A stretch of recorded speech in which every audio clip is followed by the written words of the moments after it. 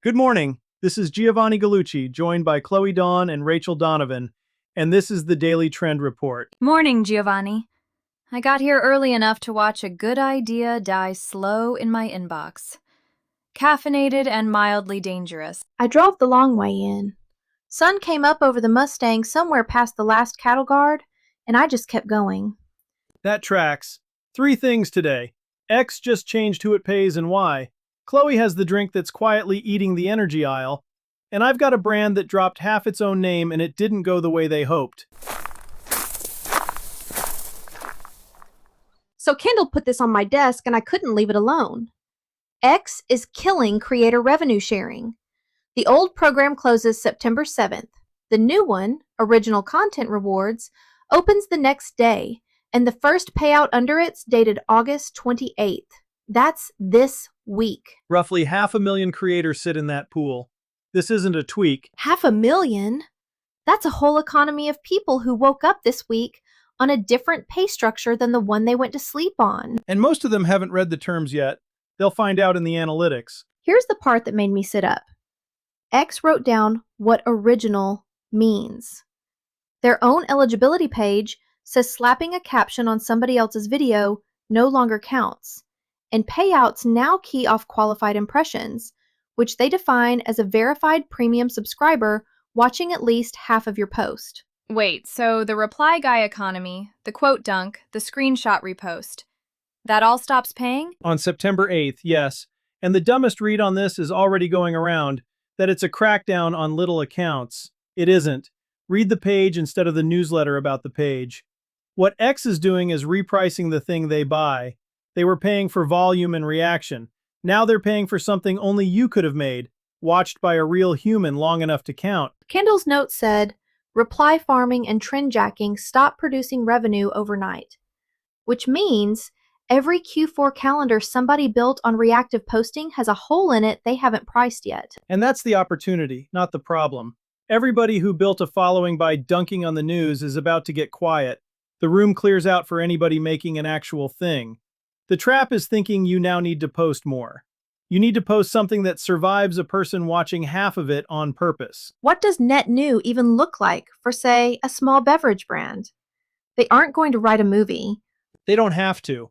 Net new is the thing that happened at their place today. The batch that came out wrong. The delivery that ran late. The regular who orders the same weird combination every Friday. A stranger can't fetch that, and a bot can't make it up. And that's exactly the material X just started paying for. The polished could-be-anybody clip is the one that stops clearing the bar. So the half-view bar is really a dwell bar. You have to earn the second half of your own post. That's the whole game now. A stranger scrolling doesn't clear that bar. A regular who knows your segment and shows up for it does. That's who you're building for. It rewards the thing that's hardest to fake and hardest to copy.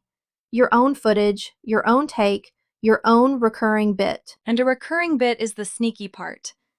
If people know Tuesday is the day you break down what shift, they come back Tuesday. And coming back is the whole dwell number. That's the mechanic. One good segment beats 20 scattered posts, because the segment trains an audience to press play on purpose. That's a habit, and X is now paying for habits instead of accidents. If your agency's only pitch this quarter is post more and post faster, that pitch just aged badly. Fewer things, made once, that a real person will sit through. Kendall's line was that the scoreboard changed, and half the league is still running last year's playbook. 3 moves before we move on. 1. Build one recurring original segment. Give it a name, give it a fixed slot, run it every week, so the people who liked it last time watch past the halfway mark this time. That dwell is what pays now. 2. Kill the screenshot and caption habit today. It earns you nothing after the 8th. Take that same hour and shoot one thing only your company could have filmed. 3. Pull your best reply bait post from last month, the one that popped, and rebuild it as a standalone piece in your own voice and your own video. Same idea, now it's actually yours, now it counts. Okay, my desk. And Eddie and Travis both flagged the same thing from different angles. Yerba mate just became the category everybody is chasing. St. James, a 5-year-old iced tea brand, launched its first product extension in 5 years, and it's Yerba Mate. Same week, a brand called Ultimate put out a real brewed sparkling one. BevNet has been calling mate the next great tea style. 2 launches inside 48 hours, both leaning on natural caffeine instead of performance energy language. That isn't a coincidence, that's a category tipping. And the money agrees. Food Dive cited a valuation of about $2.1 billion last year, projected to $3.5 by 2034. St. James ships 150 milligrams of caffeine, roughly double the usual mate product, 3 flavors, aluminum bottle, $39.99, a 12-pack, direct on Amazon and their own site first. Why does Mate win here and not another energy blend? Genuinely asking. Because the pitch is a plant you can pronounce. That's the entire thing. The energy aisle spent a decade selling you a proprietary blend with a made-up name and a lightning bolt. Mate lets a brand make the exact same energy claim with one word on the front of the can, and that word is a leaf that grows in South America. You don't need a lab to defend it, you need to say where it comes from. Chloe's skeptic hat, though. Big Food will read this and slap Mate on everything by spring. Same way they did with everything else that tested clean. They will, and they'll do it badly, because they'll lead with the milligram number to look strong. 150 milligrams marketed to a young audience invites the exact scrutiny energy drinks are already getting. The independent play is the opposite. Don't sell the dose, sell the source. So the front of the can is a positioning fight, and most brands are pointing the gun at their own foot. Right, the best brands are built on a point of view, and the point of view here is transparency. Name the plant, name the country, let the giant brag about how strong it hits. You teach people what they're actually drinking. I like that. It's a teaching category, not a hype category. There's a structural thing worth stealing here, too. St. James launched direct first. Amazon and their own site now, Kroger and Albertsons later this year. No retail gate up front. And that's the whole move for a smaller brand. Launch where you own the customer and the reviews, prove the velocity with your own numbers, then walk into the buyer meeting with a real figure instead of a deck full of hope.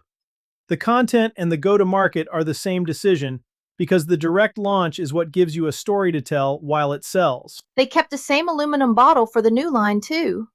New category, same silhouette. Which is a cheap continuity trick more brands should use. The bottle carries the recognition into the new aisle without a redesign. Your regulars spot you before they read a word. Counterweight, though. This is the same month 2 celebrity drink brands folded. Alex Cooper's Unwell is winding down after Halloween. Messi's Mass Plus is done. Both built on giant joint ventures, both huge audiences. And that's the receipt that matters. The failure point in the reporting wasn't awareness, it was repeat purchase. Fame delivered the first cart and never the second. So the lesson for anybody watching a Mate brand grow is, don't benchmark your reach against the famous person. Benchmark whether anybody comes back. Mate has a shot at the second cart because the ritual pulls people back. A celebrity blend never had one. Here's what to actually do with all of that. 1. Lead every caption with the plant and the place, not the number. The source is what people are shopping for, so put it in the first line where they can see it. 2. Make a short explainer series about your source. What Mate even is, why it's naturally bitter, how you fix the taste. Teach the category and you become the brand that owns it. 3. Put the ritual on camera. The pour, the first sip, the people passing it around. The energy blend can't film a moment like that because it doesn't have one. Last stretch, and this is the one Travis dropped on the tactics desk that I keep turning over. Pizza Hut dropped the word pizza. Through the end of the month, they're just Hut, across every social profile, tied to the quarterback snap count. Josh Allen, a mascot, a golf cart, the whole bit. A temporary rename is basically free, and you can undo it Monday. On paper, that's a smart little attention play. On paper. Here's why it flopped anyway, and it's a clean lesson. The stunt ends August 31. The thing it references, an NFL season, is 25 weeks long and has barely started.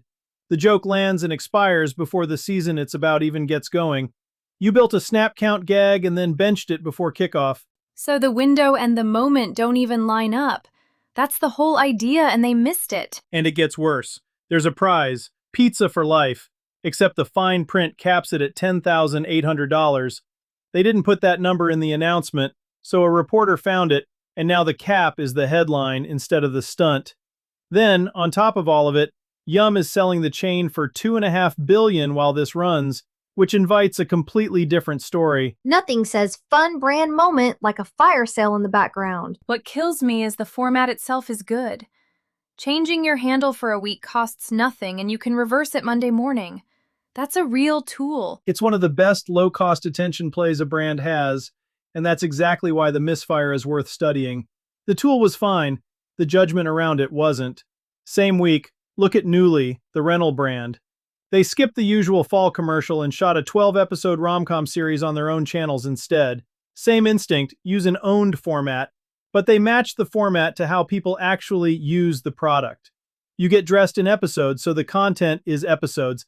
That's the same tool pointed at the right rhythm. So one brand matched the format to the moment, and one aimed a football joke at a calendar that hadn't started. Now hold that next to what worked the same week. KFC put I Show Speed in a spot for a ranch dip and let him think he was going to an actual ranch. Speed has talked about KFC unpaid for years. They didn't rent a follower count, they bought a relationship that was already there, and they let him be funny. Compare that to Duncan putting Alex Earl's Real Order on the menu, which is fine, and then bolting a Netflix premiere onto it, which is the part audiences called a licensing deal wearing a personality. So the reversible stunt isn't the mistake. The timing and the honesty are. That's it. A free, undoable format move is one of the best tools a small brand has, but it only works if the window matches the moment and the catch is out in the open. Get either one wrong and the internet writes the ending for you. The Duncan one is the subtle version of the same lesson, right? The Real Order is honest. The Netflix bolt-on is the tell. Exactly. The audience did the math out loud. A creator's actual coffee order is a real thing. A creator's contract timed to a streaming premiere is a media buy, and people can feel which one they're looking at. The through line across all three is the same. The formats are neutral. What people are grading is whether you were straight with them. Speed thought he was going to a ranch, and it was funny because the relationship was real. Pizza Hut hit a prize cap and mistimed a gag. Same toolbox, opposite result. And the only variable was honesty. 3 things from this one. 1. If you run a name or profile stunt, match the window to the exact moment it points at. If it references a season, it runs the season. Otherwise, leave it in the drawer. 2. Put the catch in the announcement yourself. If the prize has a cap, say the number first in your own post, so nobody gets to find it and make that the story. 3. When you borrow a creator, borrow one who already talks about you for free and let them be funny instead of reading your copy. The audience can tell the difference between an order and a contract. That's the show. If you run a food or beverage brand and your feed is full of flat product shots that could run under anybody's logo, that's a content problem, not a posting problem. Making the content is what I do. Short-form video, photography, the carousels, over 15 years of it in food and beverage.